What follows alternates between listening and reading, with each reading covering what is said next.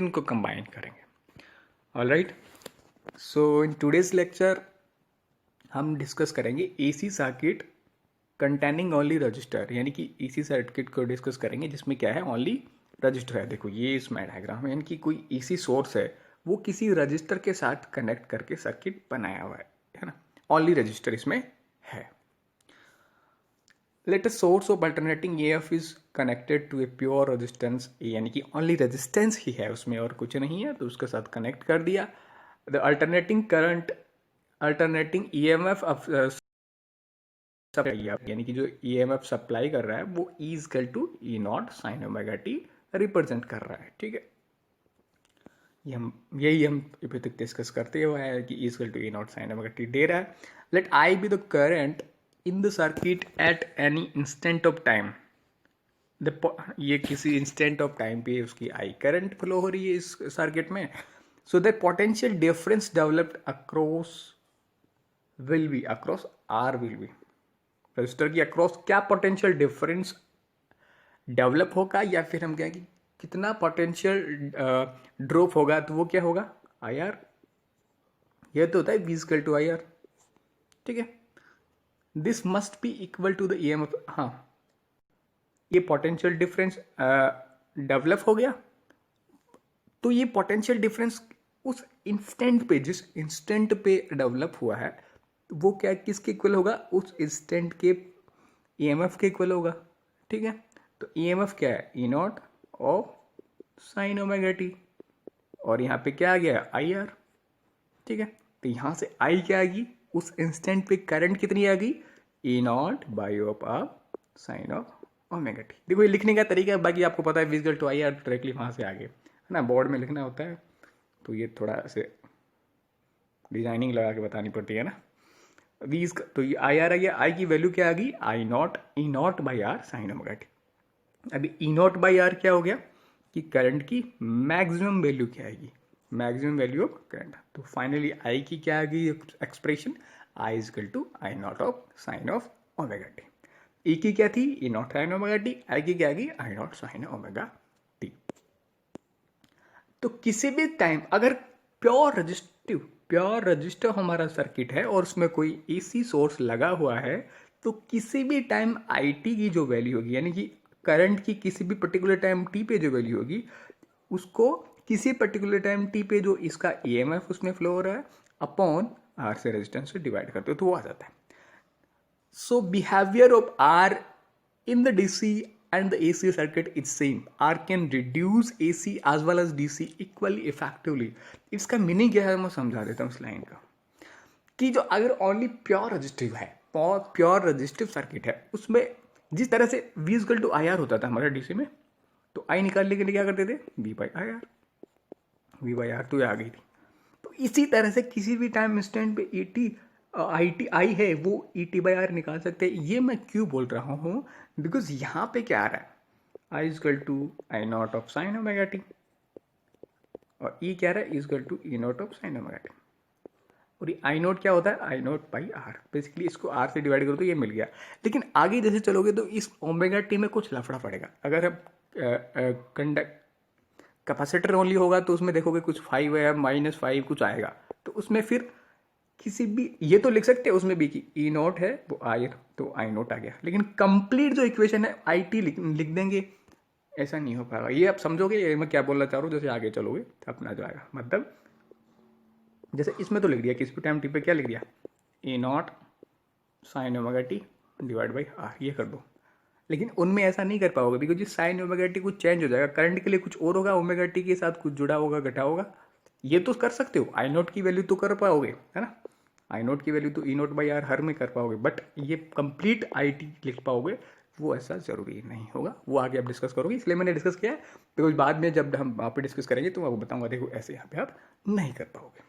Alright, in AC circuit containing R only the voltage and current are in the same phase. इसको थोड़ा बाद में एक बार phasor diagram discuss कर लेते हैं, उसके बाद इसको फिर से डिस्कस करेंगे क्या इसकी वैल्यू, क्या मैं ये बोलना चाह रहा हूँ इसको. ऑलराइट, फेजर डायग्राम के बारे में हमने पहले से लास्ट लेक्चर में थोड़ा सा डिस्कस किया था, उसको थोड़ा सा और मैं पहले हम मतलब वही डिस्कस करके फिर हम ओनली रजिस्टर सर्किट के लिए वो बनाएंगे और उससे रिलेटेड बता करके आपको समझाएंगे कि क्या फेजर डायग्राम होता था।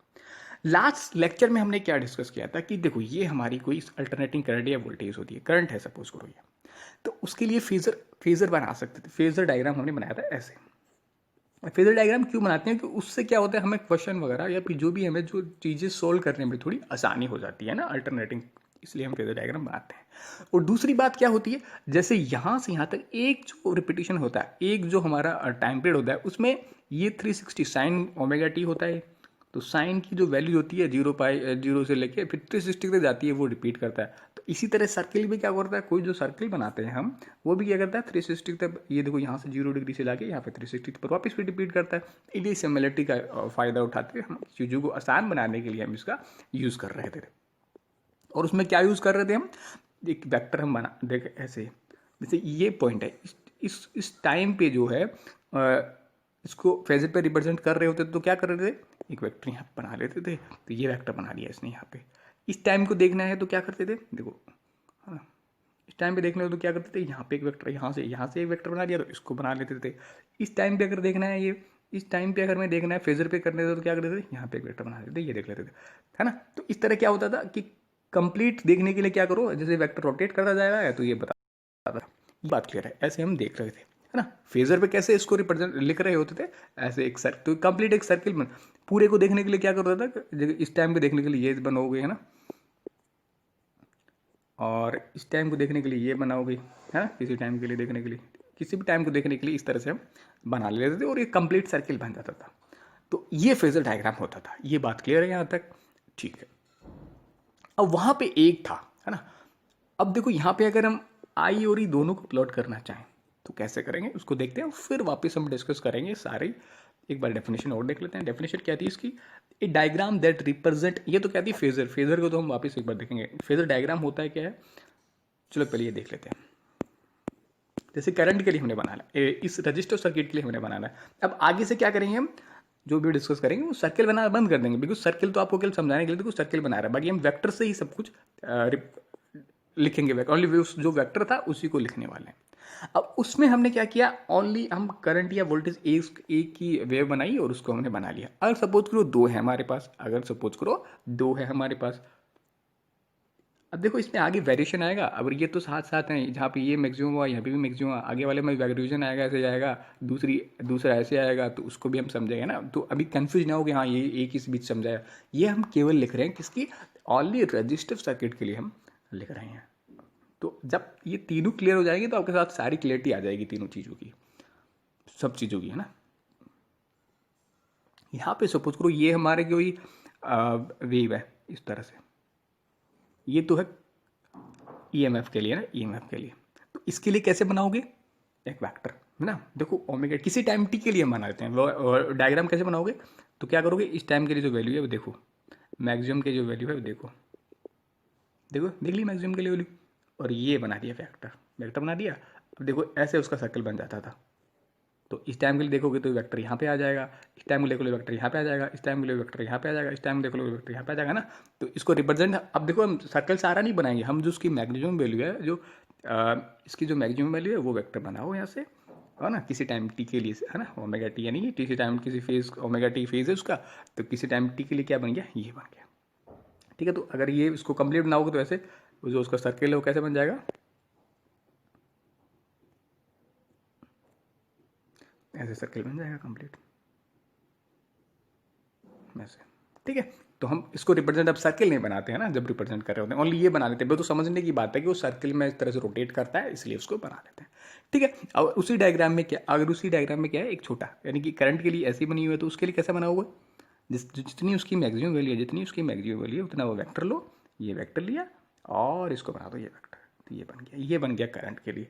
अब हमें ये तो समझने की बात है, बाकी हम क्या करें कि हमें तो ओनली ये वेक्टरिज बनाने थे, है ना, फेजर डायग्राम में ये तो क्या करते हैं, इसको ये सर्किल हम नहीं बना रहे होते हैं। तो ये तो बात क्लियर होगी, है ना, एक के लिए कैसे बनाते हैं, दो तो कैसे बनाते हैं। अब ये आगे वाले जब हम डिस्कस करेंगे आगे के जो चीज़ें, उनमें क्या होगा, ये एक साथ मैक्सिमम और मिनिमम नहीं हो रही होंगी, कभी ये ऐसे हो रहा होगा दूसरा और पहला ऐसा हो रहा, तो उसको कैसे बनाएंगे वो आगे वाले नेक्स्ट लेक्चर में डिस्कस करेंगे। अभी ये बात क्लियर है, ठीक है। अब हम एक एक चीज़ को देखते चले जाते हैं जो क्या क्या लिखा है हमने, और उसको एक्सप्लेन करते चले जाते हैं।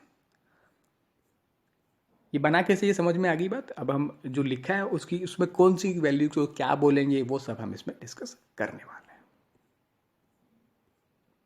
हाँ, यहाँ तक तो हो गया। अब यहाँ देखते हैं पहले, a rotating vector that represent a quantity varying sinusoidally with time is called a phasor. Phasor होता है क्या इसमें, एक रोटेटिंग वेक्टर है ना। इस जो वेक्टर हमने जो बनाया है यहाँ पे, वेक्टर जो बनाया है जिस भी क्वांटिटी को रिप्रेजेंट कर रहा है, जैसे ये वाला वेक्टर है, किसको रिप्रेजेंट कर रहा है, ईएमएफ को। ये वाली जो वेक्टर है ये किसको कर रहा है, आई करंट को। तो ये जो वेक्टर है, जो रोटेटिंग, यानी कि रोटेटिंग वेक्टर हो रहा है, इसको रोटेट करके हम इसको इस तरह से फेजर में शो कर सकते हैं। तो इस वेक्टर को बोलते हैं फेजर। जो वेक्टर जो हमने बना लिया किसी टाइम टी के लिए या किसी फेज ओमेगा टी के लिए, वो क्या हो गया, ये वेक्टर हो गया। ये वेक्टर को क्या बोलते हैं, फेजर। क्या बोलते हैं, फेजर। फेजर, ये बात क्लियर है, ठीक है। दूसरा था, a diagram that represent alternating current and voltage of the same frequency as rotating vectors.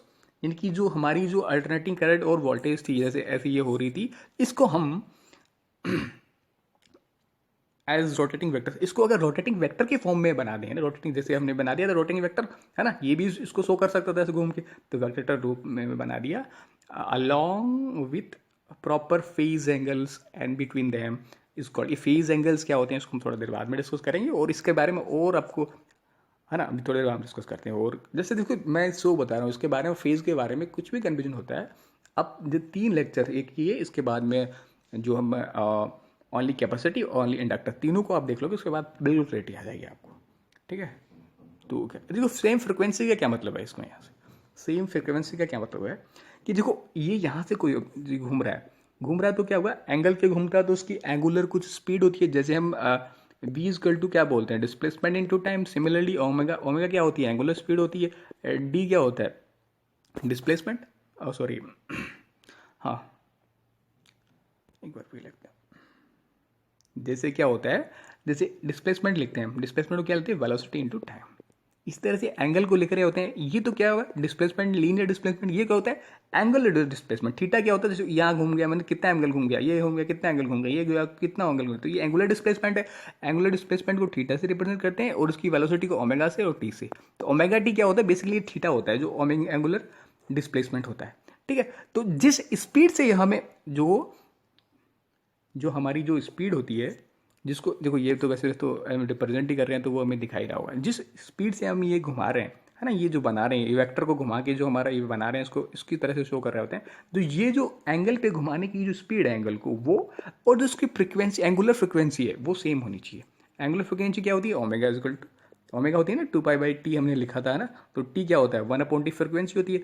तो फ्रिक्वेंसी क्या होती है, फ्रिक्वेंसी बेसिकली होती है, देखो फ्रिक्वेंसी बेसिकली होती है अगर कुछ भी रिपीट हो रहा है, कुछ भी रिपीट हो रहा है तो 1 सेकंड में कितने रिपीटेशन हो रहे हैं। और अगर हमारी इस अल्टरनेटिंग करंट की बात करें तो रिपीटेशन क्या होता था, अल्टरनेटिंग पैदा कैसी हो रही थी, हम देखा था कोयल था, यहाँ पे कुछ था, तो कोयल को रोटेट करवा रहे थे, तो 1 सेकंड में कितने रिवॉल्यूशन हो रहे थे या फिर कितनी रोटेशन हो रहे थे, उसे हमने क्या बोला था, फ्रिक्वेंसी बोला था। तो इस फ्रिक्वेंसी को अगर 2π से मल्टीप्लाई करो तो 2π अब तो हमारी क्या आ जाती है, एंगुलर फ्रिक्वेंसी आ जाती है। तो ये एंगुलर फ्रिक्वेंसी और ये जो इसको घुमाने की जो हमारा सर्किल है उसमें घुमाने की जो स्पीड है वो दोनों सेम होनी चाहिए, है ना, ये बात क्लियर है।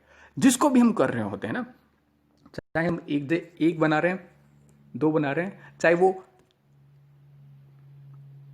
चाहे वो दोनों ऐसे, जैसे एक ऐसा है दूसरा ऐसे हो रहा है, लेकिन जो उनकी जो फ्रिक्वेंसी है वो सेम होनी चाहिए। ओमेगा इसकी भी सेम होगी और इसकी भी सेम होगी, है ना, अलग भी हो सकती है बट हम जो डिस्कस कर रहे हैं उसमें भी सेम होनी चाहिए फेज डायग्राम के लिए, ठीक है। इतना आप समझो, है ना, ये सेम होगी, ये दोनों ओमेगा होंगी और जो घूम रहेगा ये ओमेगा स्पीड से घूम रहा होगा, ये बात क्लियर है, ठीक है।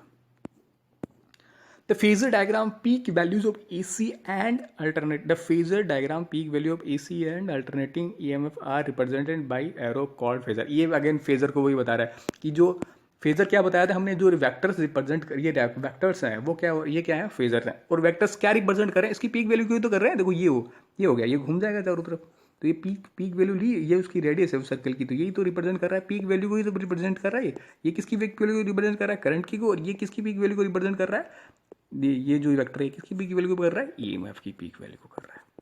क्लियर है बात, ठीक है। Alright, now they are inclined to horizontal axis at angle omega t and rotate in the anticlock direction. The length of the arrow represent the maximum value of the quantity, i.e. हाँ वही बात दोबारा बोल रही है।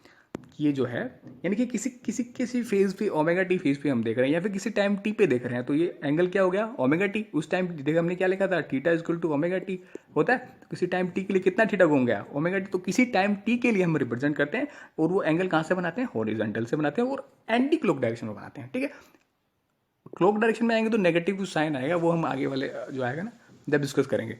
Anti clock direction में basically हम चलते हैं, तो ये ओमेगा टी है। एंटी क्लॉक क्लॉक वाइज कौन सा, देखो एंटी क्लॉक और क्लॉक वाइज का आपको पता होना चाहिए। क्लॉक हमारी कैसे घूमती है, ऐसे टिक टिक टिक टिक ऐसे घूम रही होती है, और उसको उल्टा चलोगे तो उसको बोल रहे हो एंटी क्लॉक, और उसकी डायरेक्शन में चलोगे तो उसके बोलते हैं क्लॉक वाइज डायरेक्शन। ठीक है, तो एंटी क्लॉक वाइज डायरेक्शन को हम चलते हैं और यहाँ से ओमेगा टी लिख देते हैं, और उससे उल्टा चलोगे तो नेगेटिव साइन आएगा, वो हम नेक्स्ट आने वाले लेक्चर में आपको वो भी क्लियरिटी आ जाएगी। ये बात यहाँ तक क्लियर है। ठीक है, और इसका मैग्नीट्यूड है, इसकी लेंथ है, मैग्नीट्यूड क्या रिप्रेजेंट कर रही होती है, इसकी मैक्सिमम वैल्यू। ये जो ई की है वो तो ई की मैक्सिमम वैल्यू कर रही है, और जो आई वाली है जो आई की मैक्सिमम वैल्यू रिप्रेजेंट कर रही है। क्लियर है बात? ऑल राइट, तो यहाँ तक डिस्कस कर चुके हैं। Next, the projection of then arrow on any axis, ये फिक्स एक्सेस, ये हम डिस्कस कर चुके हैं लास्ट लेक्चर में कि क्यों। अब देखो इसका प्रोजेक्शन है, देखो ये तो क्या है मैक्सिमम वैल्यू है, हमेशा सेम ही रहने वाली आई नोट है ना, वो तो रेडियस तो सेम ही रहती है वैसे, और इसकी मैक्सिमम वैल्यू भी सेम ही चेंज थोड़ी है, मैक्सिमम वैल्यू जो है ये वाली यही रहने वाली है। बट किसी इंस्टेंट पे उसकी क्या वैल्यू हुई, उसको क्या बता रही हुई ये वाली एक्सेस। देखो यहाँ से प्रोजेक्शन डालो तो ये वाली, तो इस वेक्टर की जो ये वाली प्रोजेक्शन है वो क्या बता रही है, आई नोट साइन ओमेगा टी। और ये वाला जो प्रोजेक्शन है जो इसके इस वेक्टर का इस एक्सिस पे प्रोजेक्शन है वो क्या बता रहा है, ई नोट साइन ओमेगा। तो ई नोट साइन ओमेगा की E equal to E naught sine omega t क्या होता है, ये कंप्लीट क्या बता रहा हूँ, किसी पर्टिकुलर इंस्टेंट पे, किसी पर्टिकुलर टाइम पे, इंस्टेंट पे क्या होती है वो इसकी क्या वैल्यू है वो बताता है। अब ये Q I naught sine omega T हम लिख पा रहे हैं, कल मैंने ट्राइंगल से यूज़ करके समझाया हुआ है, तो हम कल के अपने नोट्स को देख सकते हैं या फिर हमारे वीडियोज़ को दोबारा रिवाइज कर सकते हैं। ये क्लियर है बात यहाँ तक? Okay, the phase difference between the two alternating quantities is represented by the angle between the two vectors E and I naught। इसका देखो अभी आपको शायद क्लियरिटी नहीं आएगी, ये भी देखो वही बात है कि जो देखो यहाँ पे जो मैंने क्या बताया अभी कि आज तो क्या इस लेक्चर में जो हम डिस्कस कर रहे हैं उसमें क्या है, ये जो है और ये जो है दोनों, जिस पे ये मैक्सिमम हो रहा है उस पे भी ये मैक्सिमम हो रहा है, जिस पे ये मिनिमम हो रहा है ये भी मिनिमम हो रहा है, इसलिए दोनों क्या है एक साथ आ रहे हैं, एक साथ आ रहे हैं। लेकिन जो आने वाले लेक्चर्स में होगा क्या होगा, जैसे मैंने बार बार बोला भी है,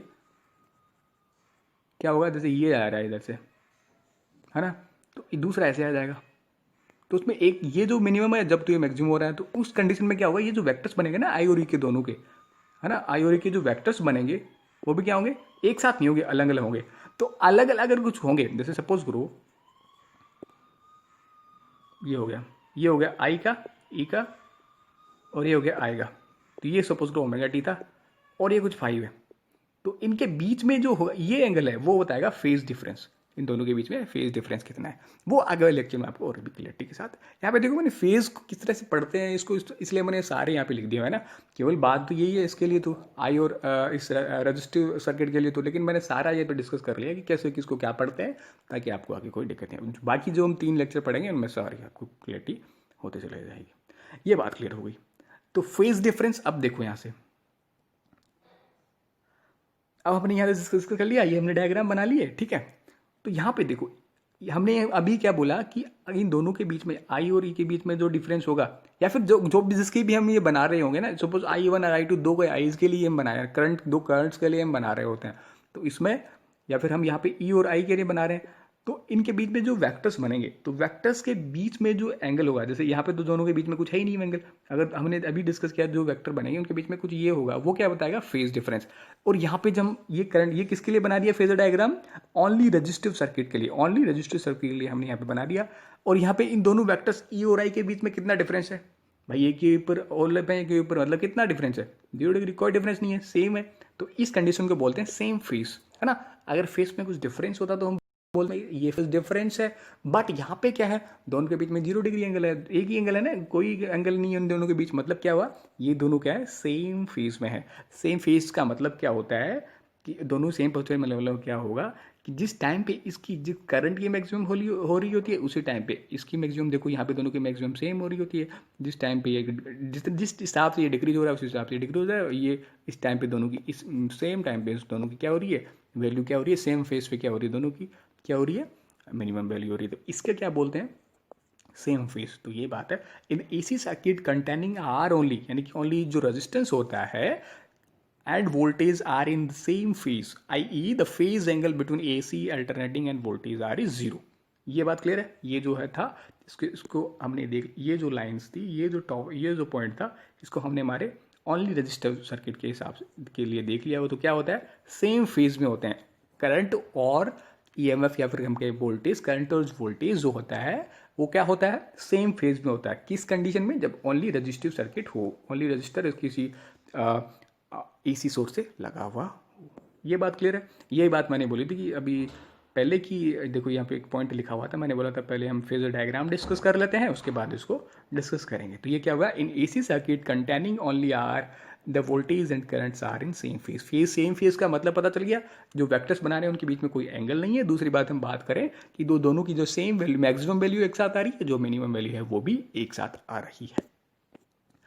अब देखो एक चीज़ और देख लेते हैं हम यहाँ पे। देखो ये तो है ना, ये तो देखो हमें बोर्ड में लिखना होता है इसलिए ऐसे लिखा। न्यूमेरिकल सोल्व करने के लिए हम बड़ा आसान से लिखना है। देखो किसी भी टाइम ओमेगा टी के लिए ये ऐसे लिखा, तो न्यूमेरिकल सोल्व करने वाले कंडीशन में क्या लिखेंगे, वो जो आपको और समझ में आएगा जब न्यूमेरिकल सोल्व करेंगे। उसमें क्या कर लेंगे भाई, ये ओमेगा टी के लिए हम दो क्या हो गया, टी इक्वल टू जीरो के लिए भी दोनों साम होगा। टी जीरो के लिए क्या होगा, टी इक्वल टू जीरो के लिए क्या होगा, देखो इससे समझने की कोशिश करो। टी इक्वल टू जीरो के लिए क्या होगा, इसके लिए टी इक्वल टू जीरो ये बनेगा, और इसके लिए टी जीरो ये बनेगा। तो हम इसको ऐसे भी लिख सकते हैं ना, देखो ये हो गया।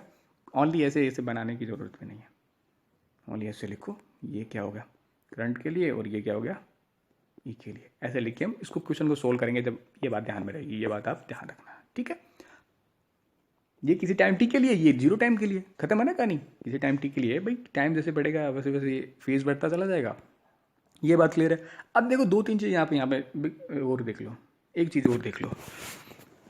वो चीज़ें हालांकि आपको फिर मैं कहूँगा आगे वाले लेक्चर में ज़्यादा क्लियरिटी के साथ समझ आएगी। अगर आपको ऐसा कुछ वेक्टर दे दे, ऐसा कुछ वेक्टर दे दे और आपको बोले I equal to I naught sine omega T, I equal to I naught sine omega T, तो बताओ वोल्टेज के लिए क्या इक्वेशन होगी। तो आप क्या लिखोगे, E equal to E naught sine omega t. क्यों, क्योंकि दोनों एक ही जगह पे है ना, एक ही जगह पे है ना, या फिर कहें कि सेम फेज में। अब मैं इसलिए कह रहा हूँ कि जैसे आगे चलोगे तो ये ओमेगा टी साइन के लिए कुछ ओमेगा टी होगा, तो ऐसा कुछ आपको डिफरेंट टाइप का ये देगा, तो उससे आपको ये ओमेगा टी के साथ कुछ जोड़ना या घटाना पड़ेगा। वो आप आगे वाले लेक्चर में समझोगे, ठीक है। सिमिलरली अगर आपको बोल दे या तो ये दे दे या फिर ये दे दे, इसमें भी क्या हो रहा है, दोनों का एक साथ मैक्सिमम हो रहा है, दोनों का एक साथ मिनिमम हो रहा है, मतलब साइन ओमेगा टी ही लिखना है दोनों में। अगर इसमें ओमेगा टी है तो इसमें कुछ ओमेगा टी कुछ है, तो इसमें भी ओमेगा टी और कुछ होगा। आई का दे दिया तो आपने ई का भी ऐसा ही बनाना है। ये वाला ऐसा मैक्सिमम वैल्यू तो अलग होगी ना, मैक्सिमम वैल्यू देखो इसकी क्या मैक्सिमम वैल्यू ये वाली है, उसकी मैक्सिमम वैल्यू अलग है ना, ये वाली इसकी मैक्सिमम वैल्यू, ये वाली इसकी मैक्सिमम वैल्यू है। तो ई के लिए तो क्या होगा, सपोज ई के लिए ई नॉट साइन ओमेगा टी दे दिया, आपसे पूछ रहा करंट का लिखो, कोई सा भी ये दे दिया, ये दे दिया, करंट की इक्वेशन लिखो, तो आप क्या लिखोगे, आई इक्वल टू आई नोट, तो ई नोट इसका ये है ना, ये है। यहाँ पे देख लोगे भाई ई नोट की वैल्यू क्या है, इसमें देख लोगे ई नोट की वैल्यू क्या है। अब आई नोट के लिए क्या देखोगे, आई नोट की वैल्यू क्या है, ये वाली, अच्छा ये कुछ वैल्यू होगी, ये आई नोट है। इसके लिए देख लोगे आई नोट की वैल्यू क्या है, ये कुछ वैल्यू होगी इस एक्सेस पे, तो आई नोट तो यहाँ से ऐसे लिख लिया। अब साइन ओमेगा टी कैसे लिखोगे, as it is sine omega t लिख दो, है ना। दोनों क्या है, एक साथ मैक्सिमम हो रहे हैं, इसमें तो ऐसे देख लो, एक साथ मिनिमम हो रहे हैं, इसमें तो ऐसे देख लो, इसमें कैसे देखोगे कि देखो एक ही लाइन पे दोनों बनेगा, मतलब इनके बीच में कोई फेयर डिफरेंस नहीं है, ठीक है। ये बात क्लियर है। अब मैं ये अगेन यही भी इसलिए बोल रहा हूँ कि आगे कुछ देखोगे तो ऐसे एक वेक्टर ऐसा आएगा, एक वेक्टर ऐसा आएगा, तो आप कुछ उसको अगर उसमें अगर आपको E equal to E naught sine omega T दे रखा है, तो I equal to I naught और फिर ये कुछ वैल्यू यहाँ पे कुछ चेंज करना पड़ेगा, वो हम जब आगे पढ़ेंगे तो डिस्कस करेंगे। ये बात क्लियर है। तो यहाँ से जो डायग्राम भी देखा है और ये ग्राफ देखा, उससे हमने इक्वेशन लिख ली। अब आपको इक्वेशन दे दे, बोले भाई E equal to E naught I naught sine omega t है, यानी कुछ वैल्यू दोगे, सपोज वो 3 है, 3 साइन ओमेगा टी है, और ये equal to 6 sine omega t है, साइन ओमेगा टी। तो बनाओ इसके फिर क्या करोगे, ये सेम है, इसका मतलब क्या हुआ, इस वेक्टर्स तो हैं एक ही जगह बनेंगे। मैग्नीट्यूड कितना हुआ, इसका 6 है तो इसको 6 तक ले जाओ, यहाँ पे ये 6 वैल्यू आ गई, और इसका 3 है तो मतलब इसको 3 तक ले जाओ, तो ये 3 वैल्यू आ गई। समझ गए, मतलब ये सेम ही वेक्टर, एक ही वेक्टर बनेगा अगर ये सेम सा है तो। और अगर आपसे ग्राफ पूछे तो क्या बनाओगे, ये बना गया सेम, ये नहीं, ये आ गया सेम, है ना। ये देखो, ये मैं गलत बना गया, मतलब उसकी मैक्सिमम और